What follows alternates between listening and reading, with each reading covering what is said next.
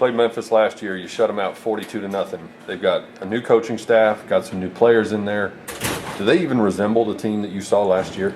A little. In some ways, they have a lot of the same players, but you're right. They do have a new head coach, a new whole offense. They run a lot of different schemes, run a lot of different plays. We're just gonna have to be on top of our game. How is their scheme different? What do they like to do? They do everything. Whatever you could think, they go from option to play action. They do a lot of stuff that we just need to make sure we're on our game. 2 weeks ago, you went down to New Orleans, faced a team that a lot of people thought you should have beaten, and obviously it didn't go the way that you wanted it to go. Do you, as players, talk about the Tulane game at all as sort of a reminder as you get ready to face a Memphis team that's 1-6? You hear it. You hear we don't want to happen. We don't want to let happen.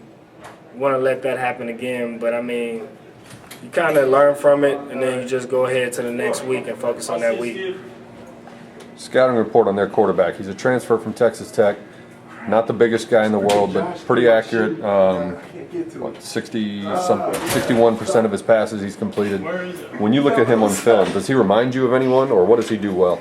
He throws the ball well. He puts it in the right spot. He can move a little bit also. So we're just gonna make sure we have a plan for him. Coach is always talking about wanting to make an offense one-dimensional, and they want to take the run away. But their top two running backs only have like 200 yards. Do you want to take the pass away in this case and force them to run? We want to stop them, period. So, I mean, they have good running backs. I've seen them on film. They can hit the sideline and go. So, I mean, we want to just stop them, stop everything, run and pass. They've only thrown 2 interceptions this year. Is that because their quarterback's particularly accurate, or are they calling a bunch of short, conservative passes that don't really give defenses a chance to get near the ball from what you've seen? He's pretty accurate from what I've seen. Quarterback, yeah, he's pretty good. How hard is it from week to week in practice and in the team meetings and everything with so many guys getting beat up in the secondary, just not knowing who's going to be next to you from one week to the next? Well, you just got to do your job and make sure they're doing their job. You got to get in the film room, make sure they're in the film room, make sure we're lifting weights, just make sure we're on top of everything. Over half of Memphis's passes this year have been completed to 2 guys. Kevon Malone is a little guy, 5'11", only 155 pounds. And then Marcus Rucker is a big guy, 6'4", 190. Does one of them concern you more than the others? All of them can catch the ball. All of them do their job.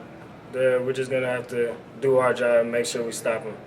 As a DB, and especially as one of the bigger DBs, when you see a guy that small like Malone, is it hard to resist the urge to try to blow up somebody like that? Well, those guys, they're usually quick, so you can't just rush them too fast because they might juke you. But you just gotta make sure you tackle them, get them down on the ground. Overall, from what you've seen of Memphis's offense, what is your biggest concern going into this game about that offense you're going to see Saturday? Basically just doing our job every play because they have so many different types of plays that we need to make sure whoever's on pitch has the pitch, whoever's on quarterback has the quarterback, and make sure just the whole defense is doing their job and we should be fine.